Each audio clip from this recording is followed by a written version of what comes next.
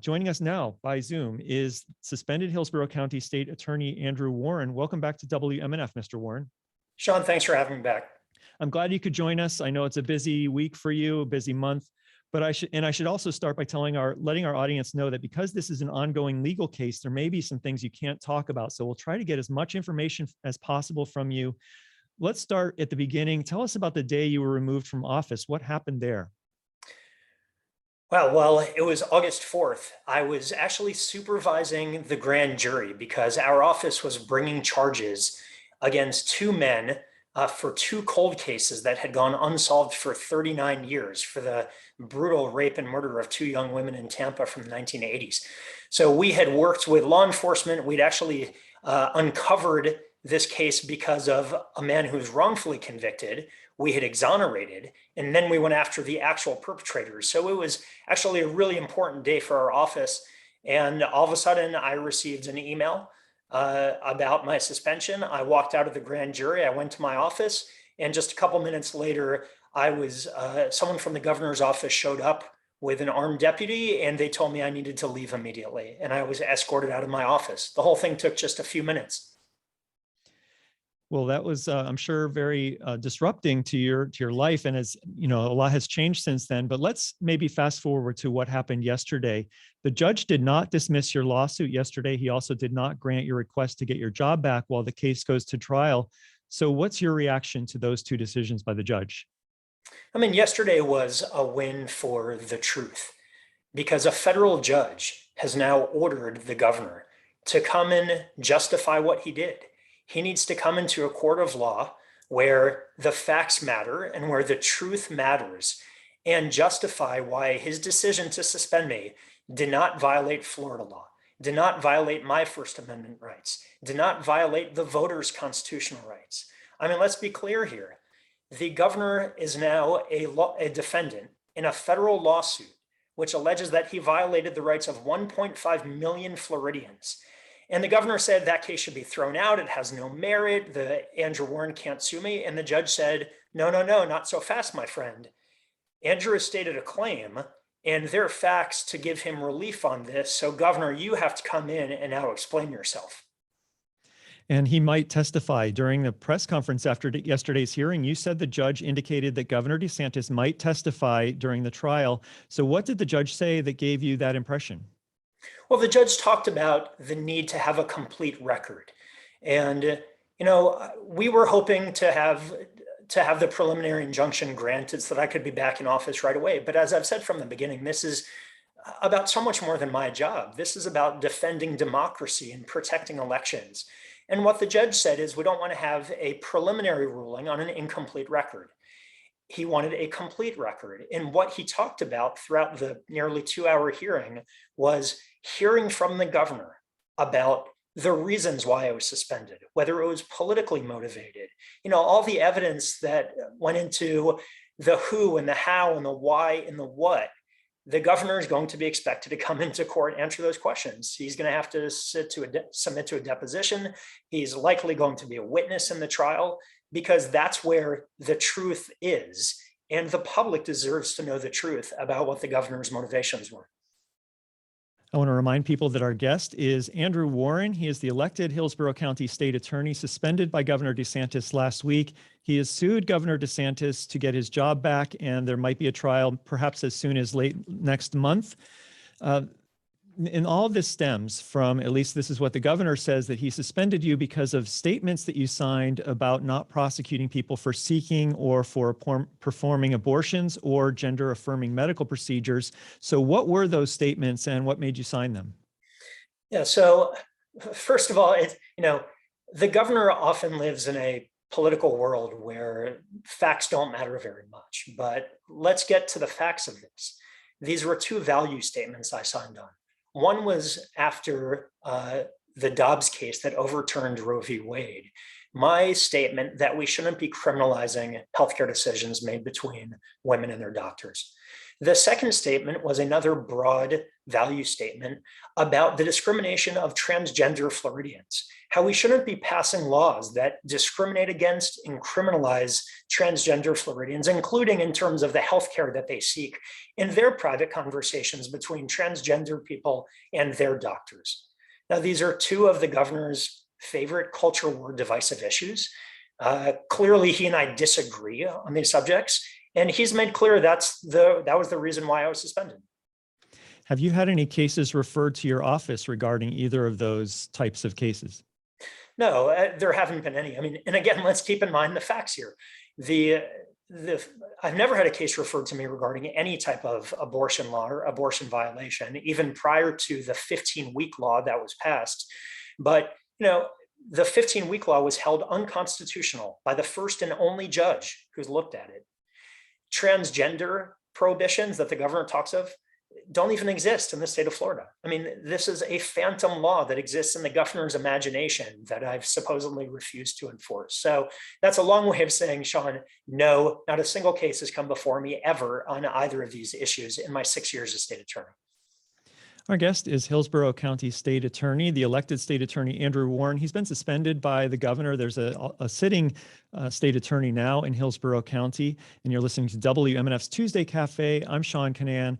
It is 10:19 in the morning, and you're listening to 88.5 FM WMNF Tampa. You're claiming a First Amendment defense to your actions, I guess, in saying that you shouldn't be suspended for protected speech. But the lawyer for the state yesterday, Henry Whitaker, argued that your speech is not protected because it's government speech.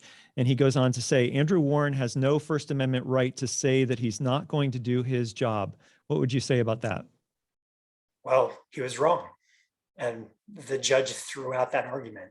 I mean, the governor's argument that his very capable attorney made in court was that I work for the governor, and therefore I don't have a First Amendment right.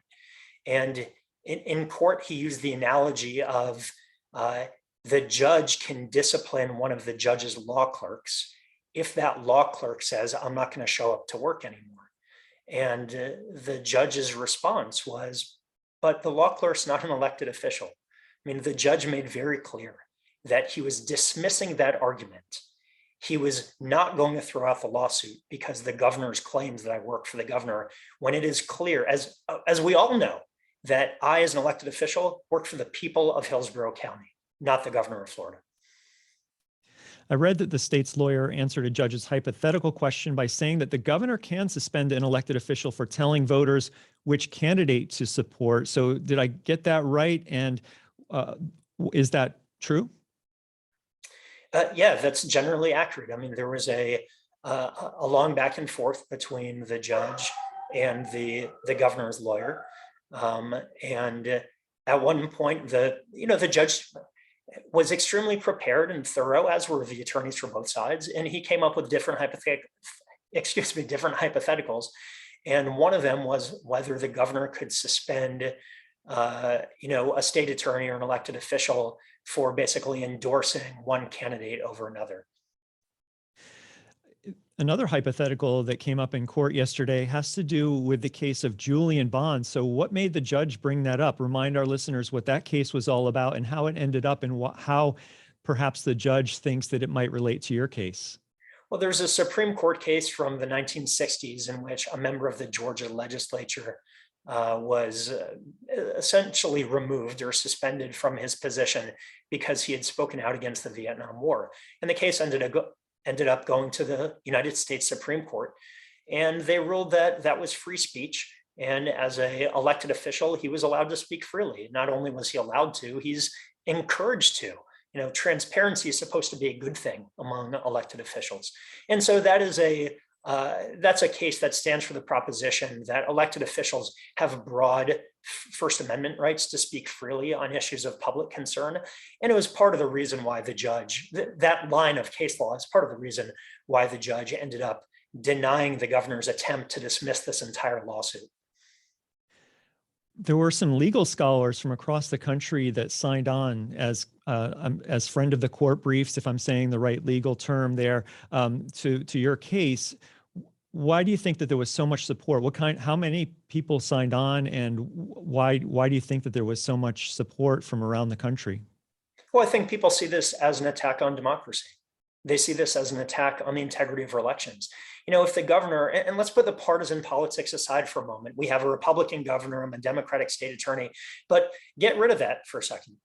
If you have a governor from whatever party removing elected officials from another party without any legal justification, what's the point of having elections? What's left of our democracy? So there were 3 friends of the court briefs submitted on my behalf. One was from former prosecutors and attorneys general and former Supreme Court justices in Florida, saying that Andrew did what he's obligated to do ethically in exercising prosecutorial discretion in speaking out about his priorities. Then there was a brief submitted by legal experts, law professors from around the country, essentially saying the same thing, talking about Andrew has an ethical obligation to do what he did under prosecutorial ethical requirements. And then there was a third brief submitted by members of the Constitutional Revision Commission, who actually last approved the language in the Florida Supreme Court, in the Florida Constitution, that gives the governor power, the very limited power, to suspend elected officials if they, commit a crime, or if they, have a stroke and they're not mentally capable of doing the job. And that brief was to say, we were the ones who approved this law, this power to the governor, and the governor has exceeded his authority under the state.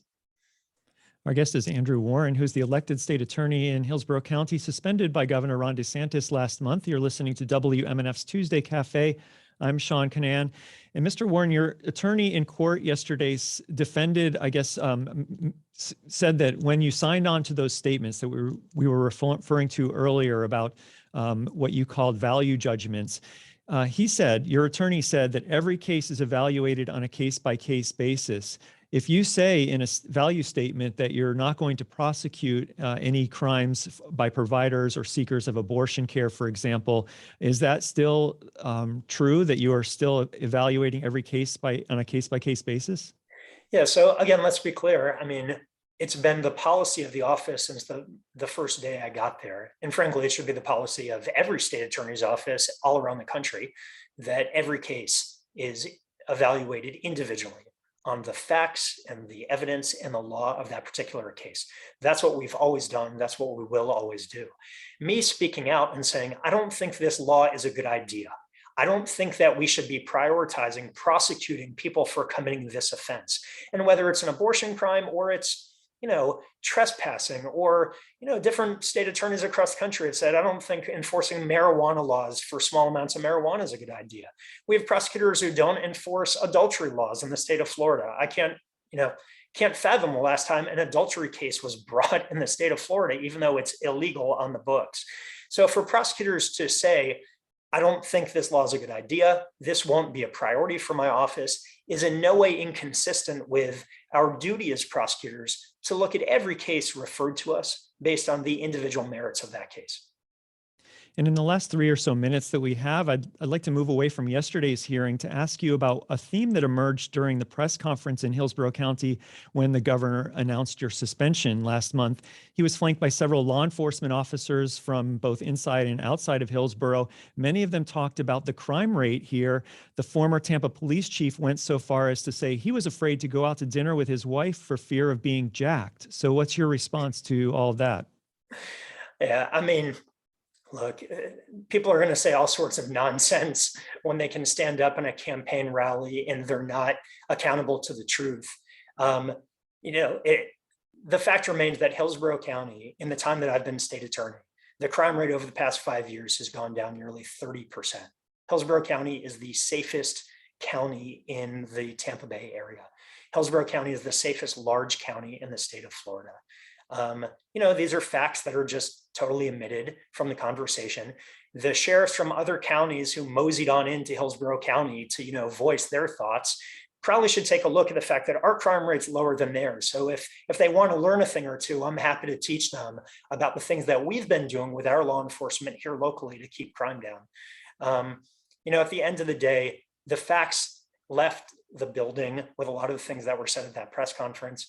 And it frankly goes to the reasons why we're now in court, because as the judge was pointing out yesterday, it sure seems like there are a lot of policy disagreements that led to my suspension, which are not valid reasons under the Constitution. And that's what the court wants to get at. It really wants to understand what the motivations were and whether these reasons for suspending me were just, they don't like me as a person, they don't like the policies I've put in place, which are not valid reasons under the law, or whether there was a valid legal reason, which of course there's not. Our guest is suspended Hillsborough County State Attorney Andrew Warren. You're listening to WMNF's Tuesday Cafe. And the last question I'd like to ask you before you leave, Mr. Warren, is unrelated to this specific case, but since you're a prosecutor, I want to ask you your thoughts about the legal issues of, is it legal for the state of Florida to fly migrants from Texas to Massachusetts? I'm not going to speculate on that. As a prosecutor, I wouldn't publicly comment on something when there is a criminal investigation going on without knowing all the facts. What's interesting is that the governor has held different, has created controversy recently with several of his decisions, including the flying the migrants to Martha's Vineyard. And outside observers have questioned whether that was illegal, whether it was a political stunt, whether it was a crime. I can't affect any of those things. The truth of those matters will hopefully come to light. But what I can influence and what I can make sure that we know the truth about is my suspension. And the fact that the 2 elections have been overturned in Hillsborough County by this suspension, that the will of the people and the votes of the people have been stolen away from them by the governor. And that's why we filed this lawsuit. That's why it's going forward. That's why it's going to be a trial when the governor is going to have to come and answer for himself. Well, I want to thank you so much for coming on WMNF's Tuesday Cafe today, Mr. Warren. Thank you so much for having me. Everyone be safe. Thank you. Andrew Warren is the elected state attorney in Hillsborough County. He was suspended last month by Governor Ron DeSantis. Warren is suing DeSantis to get his job back.